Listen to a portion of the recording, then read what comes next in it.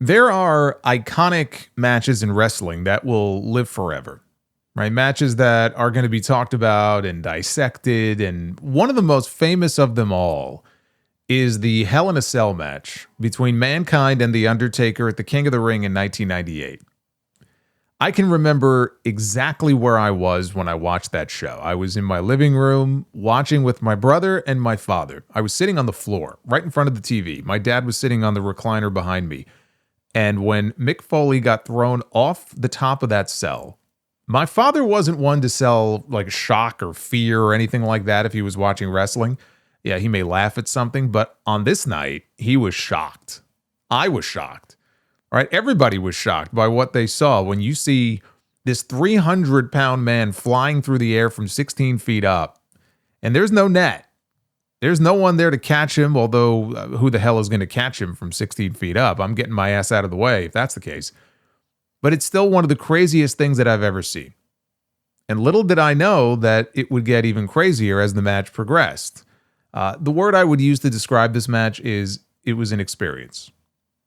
And it was sort of a dividing line in the career of Mick Foley because there's pre-cell and there's post-cell. Yeah, that man took a lot of bumps and a lot of punishment in his career long before he ever scaled that cage. But the abuse that he took that night in Pittsburgh is something that likely took years off his life. Forget his career, his life.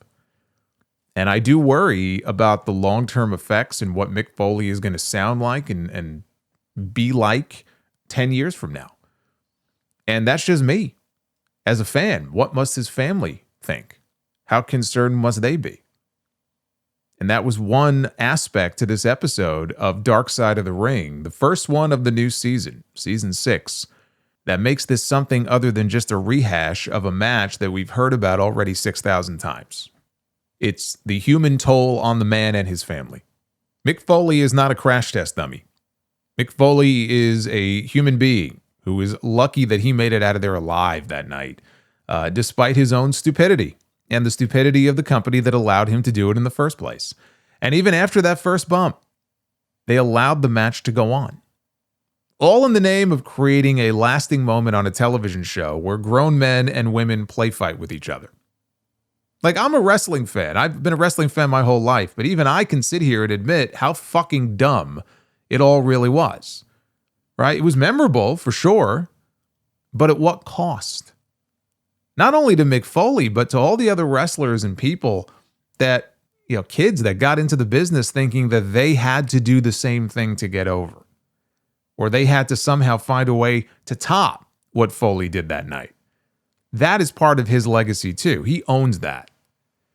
And for me, that's where the dark part of this Dark Side of the Ring episode really comes into play. Now, I've reviewed every episode of this show through the first 5 seasons. This will not go down as the best episode they've ever done just because the source material has been analyzed to death and there really wasn't too much new to add. But I thought they did a good job of covering all the key aspects and adding some comments from, not only Foley himself, but his wife, his daughter, 2 of his sons. It was sort of a combo Hell in a Cell Mick Foley episode. Because it also covered his career in general, some of the other matches like the I Quit match with The Rock at the Royal Rumble in '99, which is another example of destroying his brain in ways that we're not even really aware of yet. It was supposed to be 5 chair shots to the head. It ended up being 11 chair shots to the head. It doesn't matter when The Rock is out there swinging for the fences like he's Barry Bonds. But Chris Jericho is back as the narrator for this season. Jim Ross and Jim Cornette were both interviewed for this, as was Al Snow. He's been friends with Mick for years. They are constantly cracking jokes on each other. There is no joke that Mick Foley could ever tell about Al Snow that is ever going to top the question that one guy sent into Al's U-Shoot with Sean Oliver, where he said, I hope I'm remembering this right, but the guy said, Al is quoted as saying that a good match is the one that draws the most money. And so by Al's very own logic, would it be fair to say that Al Snow never had a good match in his entire career? Like, the screenshot of that, as like they're looking at the screen and they have the question on the screen, like it will forever live rent-free in my head. It is one of the greatest things that I have ever seen. Like, I don't even remember what Al's response was to the question. I don't even care. Like, it's just the greatest moment in U-Shoot history. Followed only by RVD's impersonation of Shawn Michaels. That's number 2. Colette Foley, Mick's wife, talked about how he would watch 12 hours of Japanese wrestling a day. That woman must have the patience of a saint. But he felt Japan is where he can make a real living for himself doing all the hardcore shit. And he did. He did death matches in Japan with Terry Funk. Jim Ross is the one who went to bat to bring him into the WWF. Vince McMahon wanted nothing to do with him. And ultimately, he relented. He told JR, look, if he doesn't work out, basically, it's your ass. And also, I'm going to bring him in, but I'm putting him in a mask. And that's how Mankind was born. Or Mankind the Mutilator, as the original name was that they wanted to give him before they shortened it. And JR said, he recognized the need for Undertaker to have a new opponent. And Mankind would end up as the Undertaker's greatest rival. I know a lot of people are going to say Kane, and I understand why they would say that with the story that they created for them. But to me, Mankind is and will forever be the Undertaker's greatest adversary, because he was really the first guy they brought in who felt like an equal to the Undertaker, like someone that had his number. He beat him in their first match at the King of the Ring in 96, and then he beat him again and took his manager from him at SummerSlam. And then came the Buried Alive match and their Revenge of the Taker match after WrestleMania 13. I enjoyed all of those matches. He's also the one who brought that Dead Man character to the first really great matches that he ever had. He was the Joker to Undertaker's Batman, not Kane. It was Mankind. But Foley said they had 7 pay-per-view matches and 10 television matches together. And then his character had sort of plateaued, and he needed to try something different to add to his legacy. Enter Hell in a Cell, one of the most famous matches of all time, and it wasn't even supposed to happen. This is what they didn't mention in the documentary. Foley was coming off 2 straight pay-per-view title matches with Stone Cold Steve Austin, as Dude Love, and he lost them both. But according to Bruce Pritchard, many years ago on his podcast, the plan was for them to run it back one more time at the King of the Ring. I don't know why, because Austin beat him pretty decisively in their last match, which is a great match, by the way, their Over the Edge match. But that was the plan. Vince McMahon then changed his mind, as he was known to do, and he wanted to shake things up, so he put Austin together with Kane in a First Blood match. And Kane got to win the title for 24 hours. That's one of the things I miss about WWE today. It's like they're afraid to shake things up. We'll have Roman Reigns as champion for 3.5 years, and Cody now is coming up on a year as champion, and they do other things too that just so often it just feels like the status quo. It shouldn't take The Rock coming back to shake things up. But that left Foley with no opponent. So they put him back together with The Undertaker, even though they had already done 5 pay-per-view matches together. And Foley told Bruce, how the hell am I supposed to top what Taker and Shawn did in the first Hell in a Cell? And he said, he says the same thing that I say, which is that Shawn Michaels against The Undertaker is still the greatest Hell in a Cell match of all time. And there's been more than 50 of them now, including a pretty great one at Bad Blood a few months ago. But the original is still the best one. But Foley was trying to figure out what he could do to try to top it. So he went to his mentor. He went to Terry Funk. And Terry was just joking when he told Mick, you know what you should do? You should start on top of the cell and get thrown off. Foley didn't take it as a joke. He took it as a challenge. Now, all he had to do was convince Undertaker and Vince McMahon.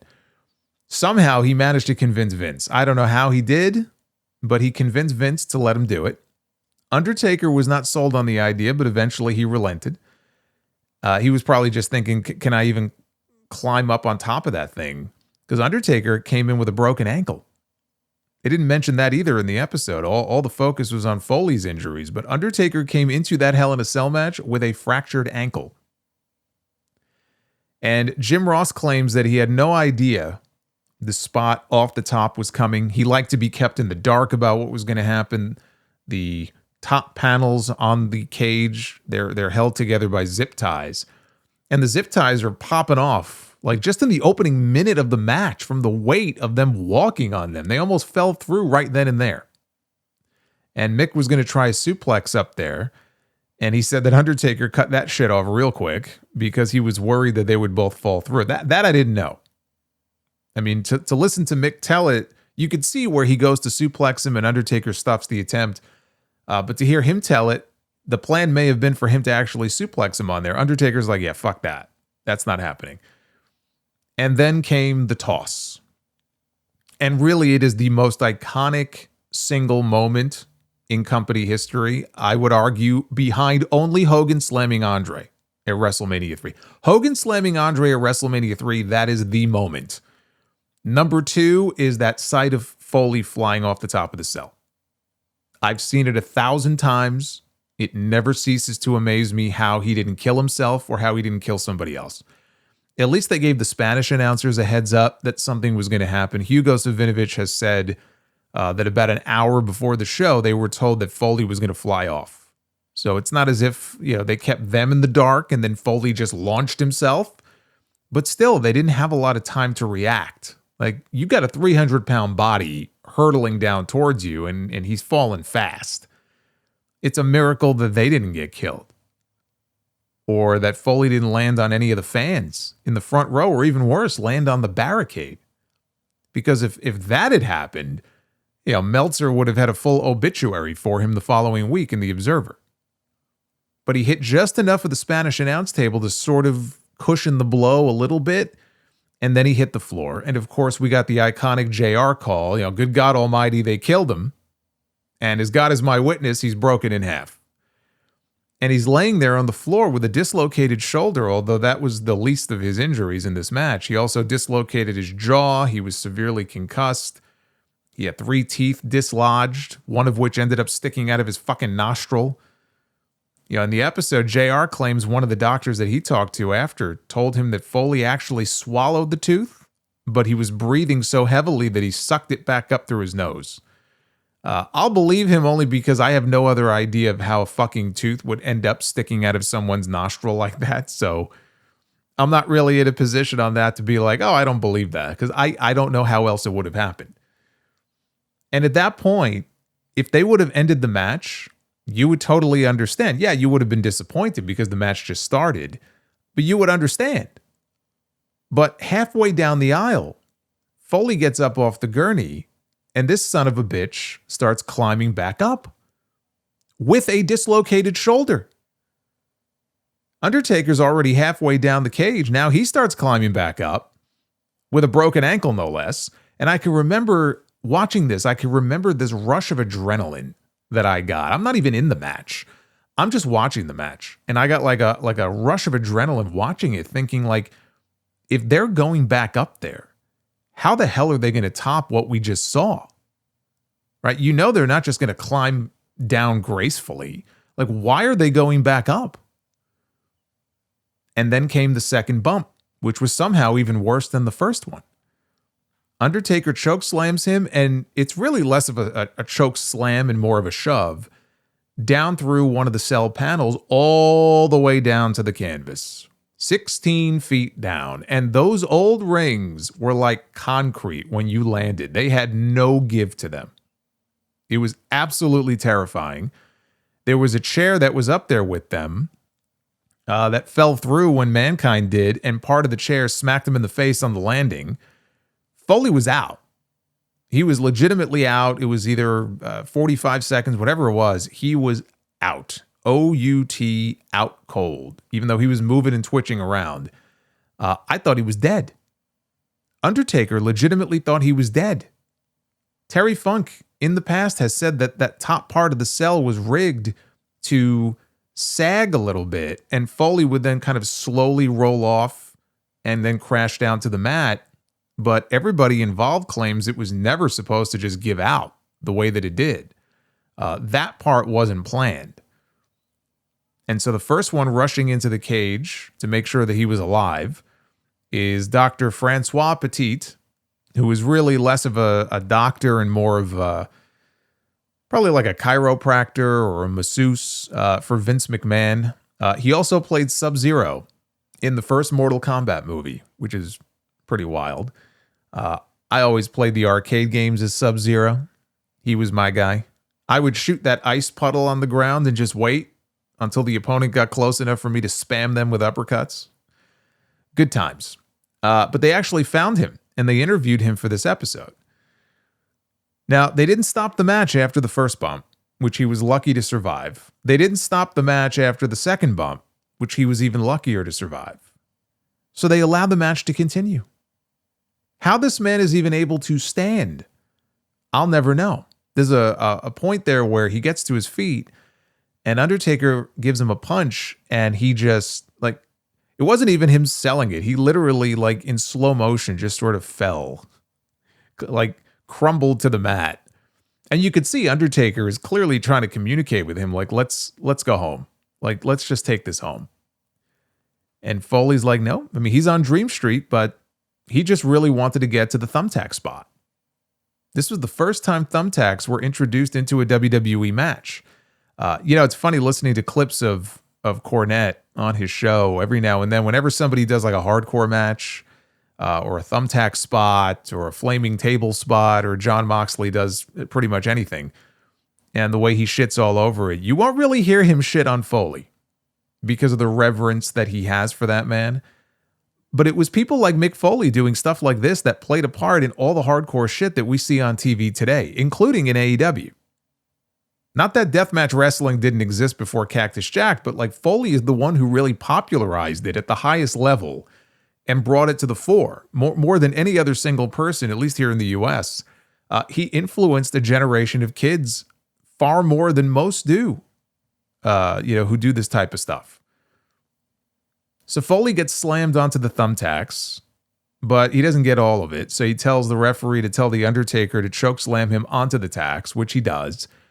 And then comes the tombstone, and mercifully, the match is over. And I can't believe what I just watched. Jim Ross says in 25 years, he's never witnessed anything that even closely resembles this, and I believe him. It's not hyperbole. There's nothing that he ever saw working for Bill Watts in Mid-South or for WCW, let alone WWE, that ever came close to what he saw in this match. And he had a ringside seat for it. And Foley was so out of it that in the back later, he kept asking The Undertaker, like, did we use the tacks? Did we get to use the tacks? And he's asking this while they are pulling thumbtacks out of his body. Like, he had no idea. And so they portrayed it like he also got this great reaction when he was leaving because he didn't want to be carried out. So he gets to his feet. He was being helped by like Terry Funk and some of the referees, but he wanted to walk out on his own power. And they make it out like he got this great ovation. But if you really go back and watch it, it's not like he got a standing ovation. It's more like polite applause. Right? It was hardly a standing ovation like he would get today. Today, forget about it. They give him a 5-minute ovation. You deserve it. And this is awesome and all this other nonsense. But it wasn't anything like that. And he wasn't even done for the night. They sent him back out during the main event between Steve Austin and Kane. And he took more bumps. His night wasn't over. Dislocated jaw and shoulder, bruised kidney, 15 stitches in his upper lip. A nice big healthy dose of CTE. Was it worth it? 6 months later, he was WWE champion for the first time. He would probably tell you it was. But was it really? I met Foley 2 weeks after this match. They sent him, Owen Hart, Mark Henry, and Luda Vachon into our luxury box at the Meadowlands for Monday Night Raw. The first Raw I ever went to live. And they sent them into the luxury box. They did autographs and they took pictures and just hung out with us for about 15, 20 minutes. And he was in rough shape. And if anybody deserved a long vacation after that match, it was him. But there was no vacation. It was just on to the next. And here in this episode, they jumped ahead to the I Quit match at the Royal Rumble with The Rock. Rock was supposed to bash him in the head with the steel chair 5 times. He got a little carried away. And he ends up taking 11 unprotected chair shots to the head with his hands cuffed behind his back. So it's not even like he could put his hands up even if he wanted to. All while his wife and kids, his little kids, are sitting in the crowd watching in horror. Like if you saw Beyond the Mat many years ago when it came out, like it's all documented in there. And as Cornette said here, he got brain damage for a fucking wrestling angle on television. Mick's daughter, Noelle, she says that she has no memories of watching her dad on TV. She figures that she's just sort of blocked it all out due to the trauma. What would she have been back then? 6? 7 years old? She's practically in tears in this, saying how much she hates the I Quit match. Anytime anybody brings it up, like she hates it. To this day, I have no idea why Mick or his wife thought that it would be a good idea to have his kids in the crowd to watch him get his brains beaten in. 5 times, 11 times, it doesn't matter. I know in Beyond the Mat, he felt really bad about it when he saw their reaction in the back after, but why would you even allow that? Why would you think that's even something that should be done? And then at the end of the episode, it focused more on Mick's concern about his future health and his family's concern about his health. These are the real-life consequences of all the abuse that he put his body and his brain through over all these years. I'm really happy that Mick is still as lucid and as articulate as he is, because I'm not going to lie, I thought he would be a punch-drunk mess by this point. I'm surprised the man even knows his own name. One of the reasons he does his one-man shows is because he says it helps keep his brain sharp. It's like mental gymnastics for him, because he is scared to death of how he is going to end up. And he really is a cautionary tale for any aspiring pro wrestler, that there is a price to be paid for not taking care of yourself and taking the kind of bumps that he took. The wrestling business is better off for not allowing people to do the type of things that Mick Foley did. And maybe it's still the Wild West in some companies where they let you do whatever the hell you want and nobody has the spine to tell them no. But Mick took all of this punishment, in WWE back then. In WWE like today, they would never allow this type of shit. Never. And that's a good thing. So they talked about how Mick started forgetting where he lived when he would be driving. And he said that he didn't like what the WWE neurologist told him. I can only imagine what that conversation was like. So he booked an appointment with his own, and that neurologist told him that you should never wrestle again. He was unequivocal about that. And Noelle brings up CTE and admits that they don't know how her dad is going to be doing in 10 years or in 20 years. And she says that she and her dad, they were at the WWE warehouse not that long ago, and they came across the cell from that night. She made it sound like it was the actual Hell in a Cell cage that they used in Pittsburgh that night. And Mick, I guess, wasn't expecting it to be there, so he walked over to it and he touched it, and it was the first time she saw her dad cry. And, Foley says he's lucky that he's even here after that match, but he says he doesn't know if he would have done anything different, if they did know then what they know now about concussions. And it's one of those things, and yes, there's been a lot of concussion research and nobody was talking about CTE or knew what it was back then. That's true. But I've heard guys in the old ECW who took all those bumps and abuse, chair shots to the head, talk about this before. And it's just ridiculous to me. They talk about it in some cases as if, well, I had no idea that getting bashed in the fucking head with a chair as hard as possible would possibly lead to issues down the road. It's like, even in 1999, I guarantee you, people knew that taking bumps like this and taking shots to the head was probably not a good thing. So, you're not going to learn too much in the way of new information if you've already had the chance to read Foley's book, or if you've heard him and The Undertaker talk about the match before. But I like the added insight from Foley's family.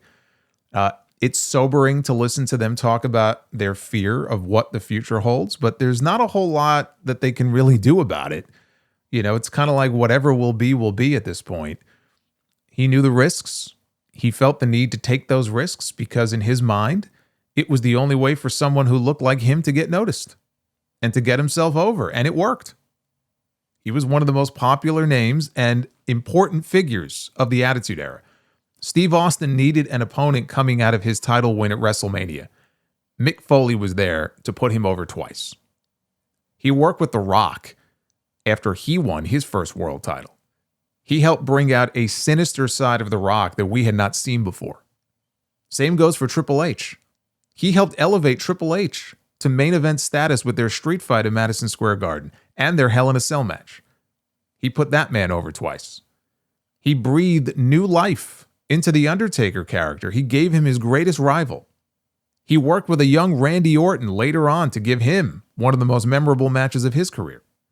He was very giving in his career, but he gave his body and he gave his health to wrestling more than anything.